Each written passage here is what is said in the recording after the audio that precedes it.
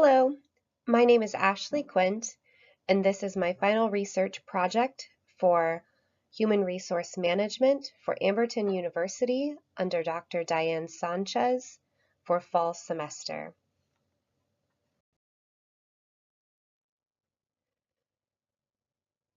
In this project, I will describe engagement as it applies to employees in the workplace, explain turnover, discuss retention tools, discuss engagement surveys, and then provide recommendations for the researcher's company to use engagement and retention tools to reduce a high turnover situation. Engagement is defined by Merriam-Webster as engage means to establish a meaningful contract or connection with something. Employee engagement is how focused an employee's thoughts and behaviors are on work and company's success. A psychological contract describes the unwritten expectations that both employee and employer have about each other regarding the work relationship. The psychological contract can contain tangible and intangible things. Some tangible items might include pay, benefits, the expectation of a safe and secure work environment, the employer's expectation of employees' attendance, acceptable performance, and even a level of productivity. Intangible items might include job flexibility, work-life balance, training and career development, an expectation of length of service by the employee, and even a diversity and inclusion expectation. Job satisfaction and commitment. Job satisfaction is how the employee feels about the job they are doing. Being satisfied means the employee has positive feelings about the job and about the company. Inversely, when employees experience negative feelings about their job and/or company, the employee is experiencing job dissatisfaction. Organizational commitment is how much employees believe in the objectives of the organization and want to stay employed with that organization. Both job satisfaction and dissatisfaction can impact organizational commitment, which in turn impacts whether or not the employee will stay employed at the organization, which in turn impacts retention and turnover. Mathis provides a figure 5.6 on page 174 that describes the difference between engaged employees and disengaged employees. Engaged employees put in extra effort. They are highly involved in their jobs. They possess and exercise both effort and thought. They stay active in their job and stay busy. They are invested in the job and in the company. Inversely, disengaged employees are just simply punching the time clock to earn a paycheck. They're not doing their best work at all times. They may be apathetic toward the organization or the job. They're only doing the bare minimum just to get by. And they may only be responsive to pay incentives rather than other reward programs.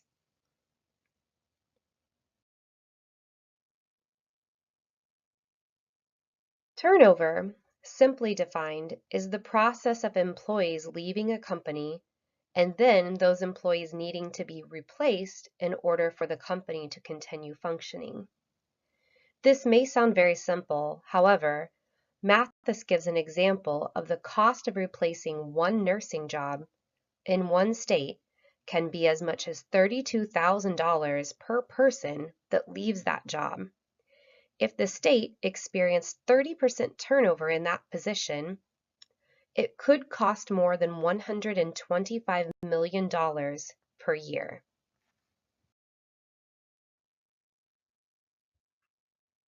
Mathis covers 3 different buckets of turnover. The first being involuntary and voluntary turnover. Involuntary turnover is when employment is terminated due to employee performance, employee conduct, or even job layoffs. Voluntary turnover is when the employee chooses to leave the organization. The reasons for this would vary vastly. Functional turnover and dysfunctional turnover make up the second bucket. This is the turnover of employees that are not a good fit for the organization due to performance or conduct. And the dysfunctional turnover is turnover of high-performing or key employees that leave the organization voluntarily. The last bucket is uncontrollable versus controllable turnover. Uncontrollable turnover is something that the employer cannot control the reason for the employee leaving, while controllable turnover is something that the employer could control or perhaps influence the reason the employee is leaving the organization. Organizations must be proactive and pay attention to the signs of turnover. While this is not an all-inclusive list, it includes some of the signs that employees may be at risk of leaving the company, which could cause disruption to their work group or the larger organization, depending on their role in the organization. This disruption could cause lower productivity for the work group or even cause loss of revenue for the company. Some signs of turnover include low or no interest in internal promotions, low or no motivation in pleasing managers, hesitation to join long-term project teams, lower interest in training and career development opportunities, lower level of contributions in work meetings, starting to complete only the bare minimum work just to survive.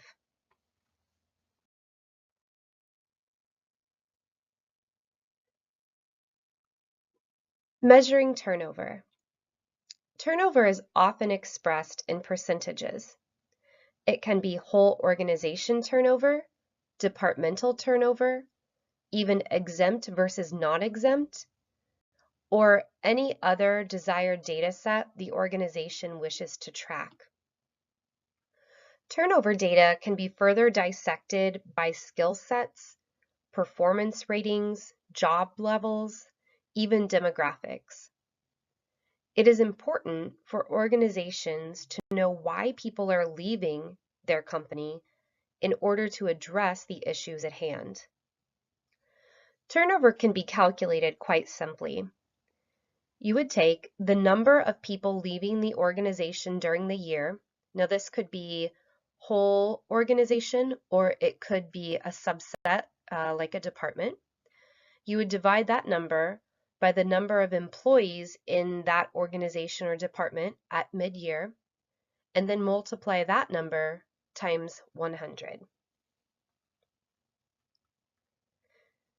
The percent that you arrive at should probably be benchmarked against similar companies within your industry for that number to be impactful to the organization. Turnover is very costly.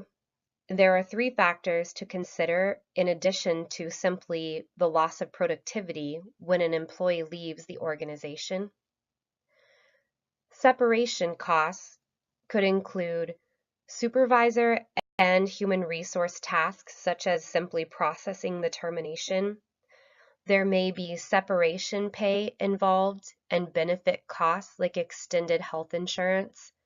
There's also the potential for legal fees if the termination reason is challenged on a legal level. There's also the payout of paid time off balance if that pertains in your state or county. Vacancy costs may include hiring temporary help or approving overtime just to complete the necessary business duties that still occur even though that person has left the organization.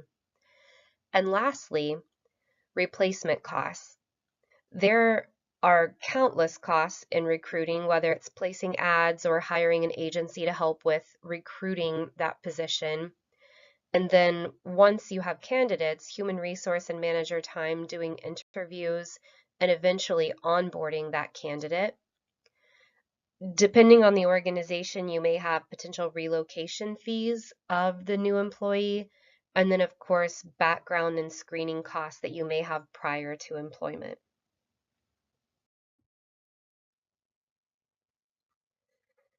So let's see how much it might cost to replace an associate or an employee of your organization. So let's assume that our organization loses an employee that makes $20,000 per year in salary, and the benefit cost is 40% of the salary. We'll assume it takes us 3 months to get the new employee up to speed. You can see the cost of losing just 10 employees with a $20,000 a year salary is very costly to an organization. So if you'll refer to the chart, line A, annual salary of an employee is $20,000. At 40% of the salary, the benefit cost is $8,000. So total employee annual cost is $28,000. Let's assume we lost 10 of these employees in the past year, and it takes 3 months for a new employee to be fully productive. Line F, the per person cost, is then $3,500 per person. So if we lost 10 people, that's $35,000 in cost to the organization simply because we had turnover. So imagine if these were executive levels making 3 to 4 times that amount, how much this multiplies quickly.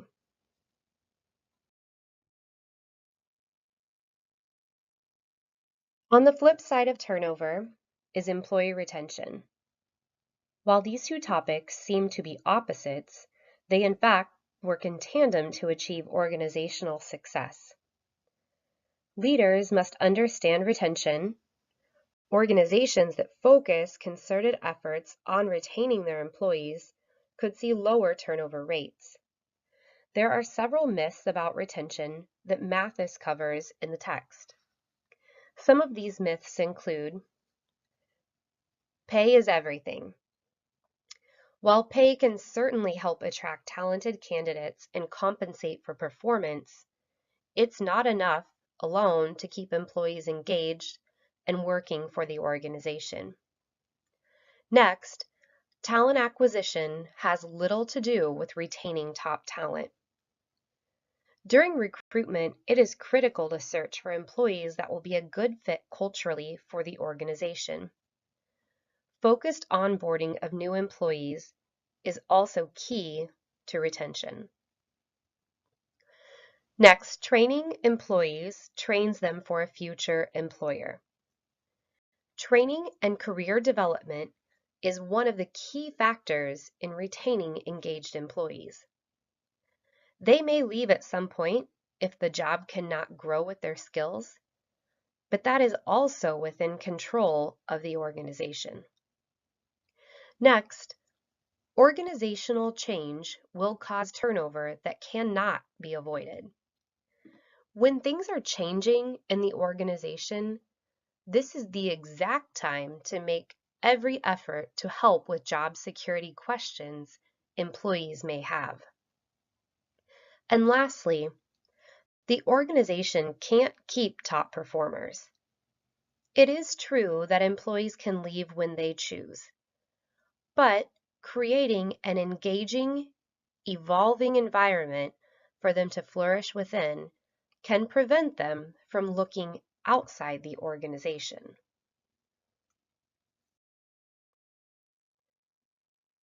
Organizations that struggle to retain their top talent may experience a gap in expert knowledge and thus see a lapse in company performance at times. Mathis provides several retention drivers. First, organizational and management factors. It is important for organizations to have clear goals and objectives for employees, and then to hold employees accountable for those goals. The organization should provide employees the support they need to be successful. Organization leaders also play a role in retaining top talent. Communication, fairness, and competency of leaders all play roles in retaining employees. Employee-supervisor relationships. The relationship employees have at work play a role in job and organization engagement. This can include direct relationships, work-life balance, and mentoring relationships. Next, job security and work-life balance. Employees want to work somewhere they feel safe and feel they will continue to have employment for the foreseeable future. The location of the work may play a role in an employee's perception of work-life balance. Having a positive perception of work-life balance is important in retaining employees. Next, rewards. Rewards can include pay, benefits, and even incentives. It's important for organizations to be competitive in the market for these, but also have other forms of rewards like recognition programs. Monetary rewards are good, but not the only way to reward hard work and good behaviors. Lastly, career training and development. Career development can take many forms: formal training programs, mentoring programs, performance feedback, interim opportunities to expand KSAs, and even additional education. Here is a case study from BCG. BCG was struggling to reduce the gap in male-female turnover of mid-level employees. Females were leaving at a faster rate than males, and the reasons given weren't what the company thought.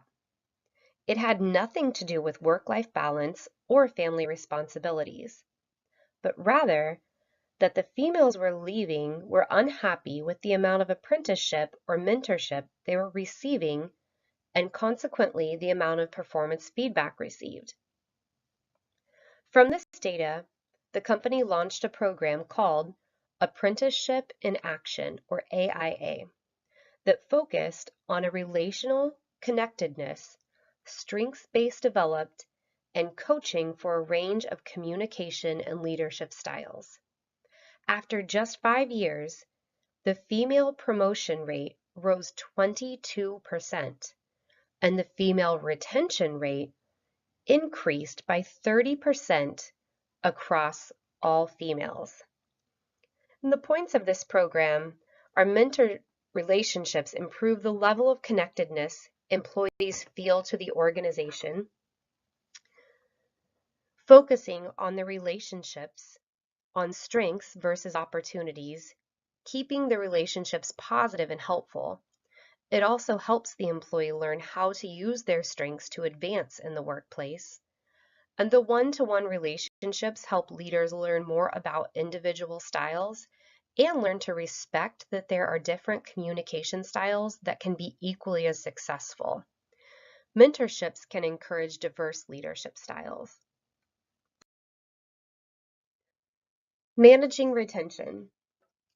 Mathis provides 3 ways that companies can manage retention within their organization. The first being exit interviews. One way of learning why employees are leaving is to simply ask them.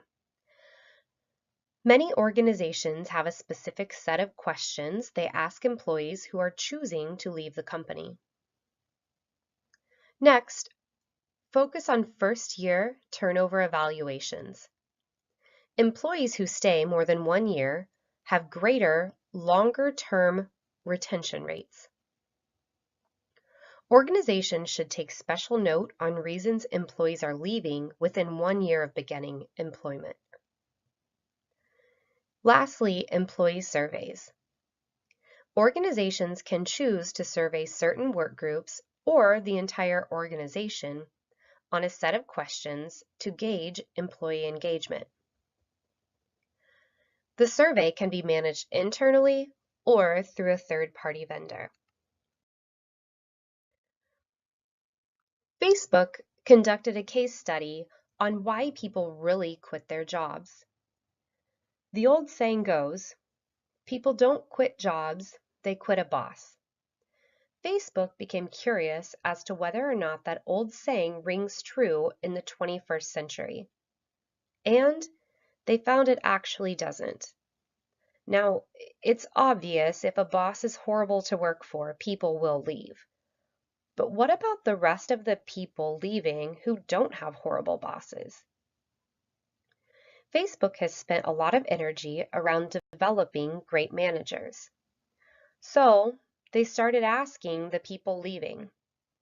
And they found out that their people were leaving because of the job. People weren't quitting Facebook managers, they were quitting Facebook jobs. Their job wasn't engaging them, wasn't using their talents or stretching their talents. Facebook's theory was like many other companies. Fit people into jobs, not design jobs that fit their people. Great managers work to design jobs that fit their most talented people, not force talented people into a one-size-fits-all job approach. Entry interviews were one of Facebook's solutions to people quitting their jobs. In the first week on the job, employees sit down with their managers to discuss their most favorite projects, when they've felt the most engaged and inversely the least engaged in the past, what passions and hobbies they have outside of work. This allows Facebook managers to design engaging jobs for their teams from the very start. Microsoft had a similar approach. The idea of entry interviews has also proven successful for them. Microsoft hires thousands of people each year and was struggling to know how it was doing with its first impression of new employees. It began using a systematic check-in process with new hires at 1 week and again at 90 days. They asked employees about their experience with onboarding or the employee's first impression of the company from day one. Microsoft became able to prevent unnecessary turnover. One very simple example was employees wanted to be productive on day one. They wanted an email address, a functioning computer, and access to the building on their first day. This was a very easy solution to a frustrating problem for a new employee. Microsoft saw great results from this initiative. Their new hire rate gained a 12% internal network within the first 90 days of employment. They were able to conduct higher quality meetings with less meeting declines, more engaged participants, and even shorter meetings. And they were collaborating 3 times more than those that did not have a one-on-one during week 1. This makes a strong argument for what entry interviews can do for employee engagement from the onset. Each year, we spend $720 million on engagement surveys. That number is expected to rise to over $1 billion, according to Lamott. Engaged employees can drive a 20% lift in productivity and company profits, according to Fuller. But astonishingly, only 13% of workers globally are highly engaged in their job. Here in the US, we do have a slightly higher number at 30%, but I still would not consider that successful. Surveys are still one of the best ways to measure employee engagement. Surveys can predict behaviors, provide an outlet for employees to have their voice heard, and survey questions can also provide suggestions for employee behavior. For instance, if a question is asked about how often employees ask for development opportunities, there is a 12% greater chance they will start to exercise this behavior in the future. While engagement counteracts employee burnout, there are drawbacks to using engagement surveys. Employers should be aware of these drawbacks before making the decision to implement a survey. While these alone are not reasons to withhold a survey, they should be used to guide in designing the survey. Addressing survey flaws before implementation will ensure your results are valuable. The first being social desirability bias. This means regardless of whether the survey is conveyed as anonymous, people will tend to answer how they think they're expected to answer. This could skew the data even when the survey is administered by a third party. Acquiescence to bias means when employees are asked questions that they have little base knowledge on which to provide an accurate answer, they will tend to agree as a default. For instance, if employees are asked about the effectiveness of senior leadership, but have no exposure or knowledge of how the senior leadership team performs, that is not going to be an accurate data point. Next, we talk about double-barrel questions. This is a question that asks an employee to rate two very different topics at the same time. An example might be, I believe my coworkers work hard and this organization holds people equally accountable.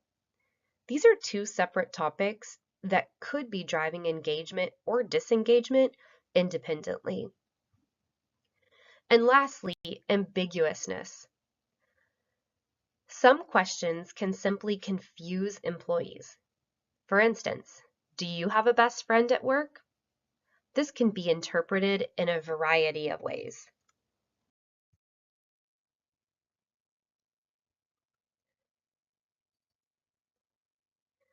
Survey questions, according to Lamott, should focus on the following areas. Work should focus on preferences, patterns, engagement, and job satisfaction.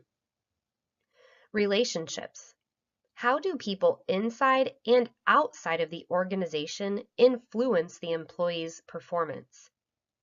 The next two are not as common on engagement surveys. Internal self. What values do employees have and exhibit that flow into their work? External self. How do employees like to spend their time outside of work? Focusing on all four of these key areas will help the organization to understand generational differences and even how to work through implementing successful organizational change in the future. Here are a few examples of survey questions. While these are not all-inclusive by any means, these just show a few different questions from the four areas listed on the previous slide. The amount of work employees perform during non-business hours. The amount of network connections outside the employee's immediate work group. The amount of non-required meetings attended. Amount of collaboration performed internally and with external customers outside of normal project work. Amount of time spent in one-on-ones with their managers per week or month. Time spent with senior leaders or higher level leaders. amount of influence from coworkers, hours spent in meetings each week or month, and even meeting size if applicable, calendar control perception, amount of strong ties and weak tie connections, amount of variability of employees' network over a period of time. How can you make your survey a success? According to Morgan, surveys must not chase the moment, but rather focus on long-term employee experience. What is it really like to work in the organization day in and day out? Surveys must not center questions and actions around perks that change with the times. Otherwise, organizations will always be chasing the next perk that makes employees temporarily happy. Surveys should focus on how to make the organization a place people want to work, not just a place they need to work to live. In the last section of the presentation, I will give an overview of my company that I currently work for, and then make recommendations based on a high turnover situation. Company overview of Come and Go.